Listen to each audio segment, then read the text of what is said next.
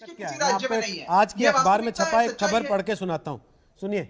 सुनिएगा, केवल उस पर रिएक्ट करने की जरूरत नहीं है। जो बात आप कह रहे हैं वैसी एक खबर अखबार में भी छपी है, जिसका हेडलाइन ये कहता है, कोविड प्रबंधन में यूपी की देश दुनिया में तारीफ, दिल्ली और महाराष्ट्र को फटकार, बेहतर प्रबंधन के लिए पीएम और डब्ल्यूएचओ ने की है योगी सरकार की तारीफ।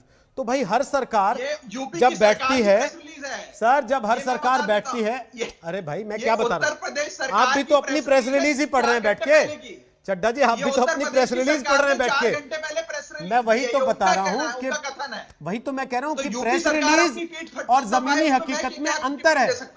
अगर आप ये कह रहे हैं कि हमारे यहां सब कुछ ठीक है, तो हमारे रिपोर्टर की ग्राउंड रिपोर्ट ये कह रही है कि आईसीयू बेड खाली नहीं है, सब जगह आईसीयू बेड की स्थिति ये है। अब बात यूपी में कोरोना भाग गया है। मैंने कहा ना, तो जांच ही नहीं हो रही है। मैंने कहा ही ना सर, यूपी में तो जांच ही नहीं फिर करते वही बात। अब ये आप कह रहे हैं, ये आप कह रहे हैं, फिर मैं उनकी प्रेस रिलीज पढ़ देता हूं फिर जो उसमें छपा है। तो वही तो ना, आप अपनी प्रेस रिलीज पढ़ें, वो अपनी प्रेस रिलीज पढ़ें।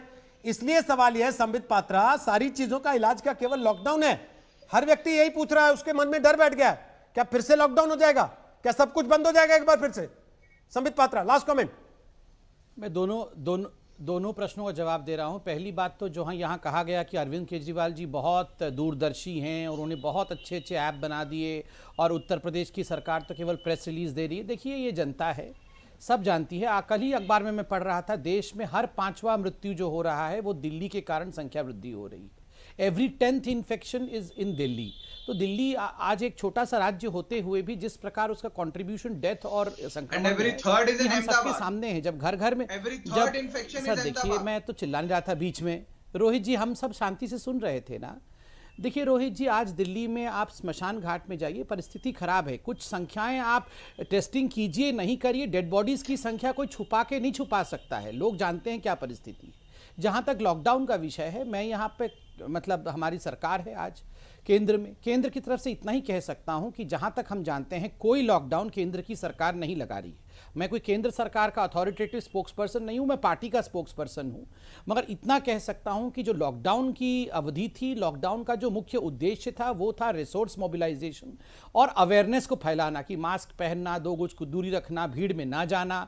और मैं आज भी अपील करना चाहूँगा कि आज इतने दिनों के लॉकडाउन के बाद हम अनलॉक में गए हैं, तो हम अगर अवेयर नहीं होंगे तो नुकसान हमारा ही होगा। पार्टी चाहे हम आम आदमी पार्टी के हो सकते हैं, बीजेपी के या कांग्रेस के हो सकते हैं, कोरोना पार्टी में भेद नहीं करता है, कोरोना इंसान को होता है। अपनी जान की जनता खुद जिम्मेदार है। मतलब नहीं, सरकारों को मिलके काम करना होगा और हमें भी जागरूक होना होगा। ये दोनों हाथों को एक साथ मिलना होगा, तब जाके कोरोना भागेगा। हम सबकी रिस्पॉन्स। ठीक है सर, राघव चड्ढा कमेंट करना चाह रहे हैं, लेकिन माफी के साथ राघव समय बचा नहीं है, एक छोटा सा ब्रेक ले रहे हैं। ब्रेक के बाद वापस आते हैं। जो सवाल हमने आज लोगों से पूछा उसके लोगों ने क्या जवाब दिए वो बताएंगे। आप देखते रहिए आज तक, दंगल आखिरी पड़ाव। नमस्कार, मैं हूं अंजना ओम कश्यप। हमें उम्मीद है ये वीडियो आपको पसंद आया होगा। लेटेस्ट खबरों के लिए यूं ही देखते रहिए आज तक, और इस वीडियो के पसंद आने पर लाइक, शेयर एंड सब्सक्राइब करना ना भूलें।